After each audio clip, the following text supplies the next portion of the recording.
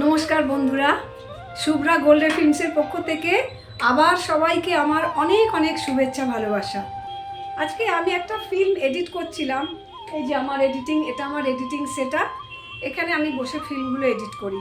তো আজকে আমি একটা ফিল্ম এডিট করছিলাম, এত ইন্টারেস্টিং ফিল্মটা যে তোমাদের সাথে শেয়ার না করে পারলাম না। আজকে এমন একটা জিনিস শেয়ার করতে চলেছি যা তোমরা কেউ দেখেছো কিনা আমি জানি না। তোমরা কেন, সারা পৃথিবীর কতজন মানুষ দেখেছেন তাও জানি না। তো পৃথিবীর শেষ প্রান্তে দক্ষিণ মেরুর নির্জন এক মানুষহীন দ্বীপ, যেখানে এরা বাস করে, সেই দ্বীপে -90 তাপমাত্রা, সেইখানেও তারা বাস করে।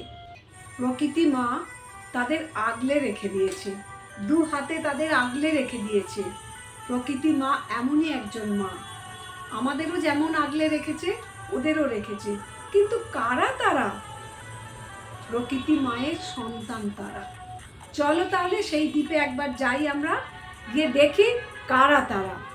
খুব ইন্টারেস্টিং এই ছবিটা।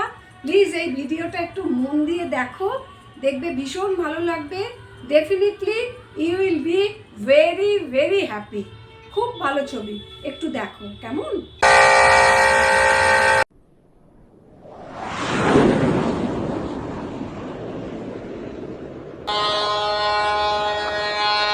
অ্যান্টার্কটিকা পৃথিবীর দক্ষিণতম মহাদেশ, যা কুমেরু বা দক্ষিণ মেরু বলে পরিচিত।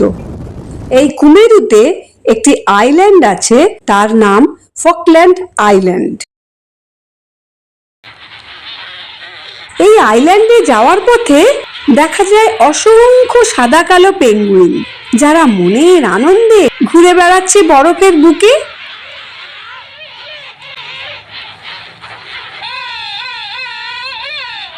এই পেঙ্গুইনরা বিভিন্ন প্রজাতির হয়, এরা উড়তে পারে না, তাই মাটিতে গর্ত করে বাসা বাঁধে। মা পেঙ্গুইন ডিম পাড়ে আর বাবা পেঙ্গুইন তাতে তা দেয়। কি মজার ব্যাপার, তাই না? এদের উচ্চতা সর্বোচ্চ 3 ফুট আর ওজন সবচেয়ে বড় পেঙ্গুইনের 35 পাউন্ডের মতো হয়।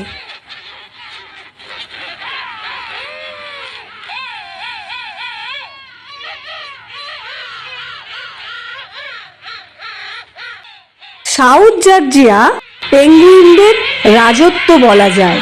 প্রচুর পেঙ্গুইন এখানে থাকে। প্রকৃতির কি অদ্ভুত ব্যাপার। ছোট ছোট শিশু পেঙ্গুইনদের গা ঢাকা থাকে মোটা বাদামি রঙের পশমে, যাতে ঠান্ডা না লাগে।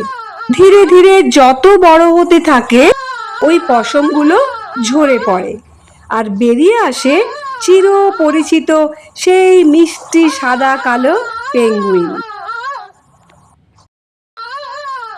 খুব আদর করতে ইচ্ছা হয় ওদের, কিন্তু না, ওদের কাছে যাওয়া যাবে না। কমপক্ষে 5 ফুট দূরত্ব বজায় রাখতে হবে। সত্যি অসাধারণ, মনোমুগ্ধকর, ভীষণ সুন্দর প্রাকৃতিক রূপ। আর এই প্রকৃতি মাকে ভালো রাখা, সুস্থ রাখার দায়িত্ব আমাদের প্রত্যেকের। তাই এসো সবাই মিলে প্রকৃতি মাকে ভালো রাখার চেষ্টা করি। মানুষ বাঁচে প্রকৃতির সাথে, প্রকৃতির প্রাণ মানুষেরই হাতে।